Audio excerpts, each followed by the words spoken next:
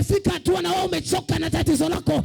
Alikuwepo mtu mmoja katika kisima, amekaa miaka 38. Alipokuwa amekaa hakuna mtu wa kumtia birikani. Biblia inasema siku moja Yesu alipofika akamuuliza, wataka kuwa mzima? Kwa kuwa amezoea hali yake, kwa kuwa amezoea hana mtu, akasema sina mtu wa kunitia birikani. Lakini Yesu akasema, leo nimekuja nimebeba majibu yako, sijabeba mtu wa kukusaidia.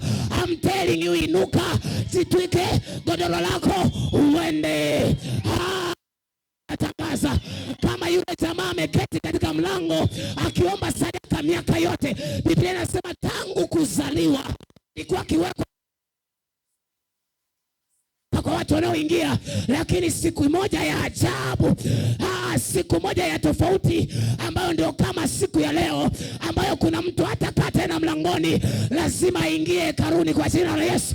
Hatakaa tena mlangoni, lazima aingie kwenye baraka zake kwa jina la Yesu. Hatakaa tena mlangoni, lazima aingie kwenye afya yake kwa jina la Yesu.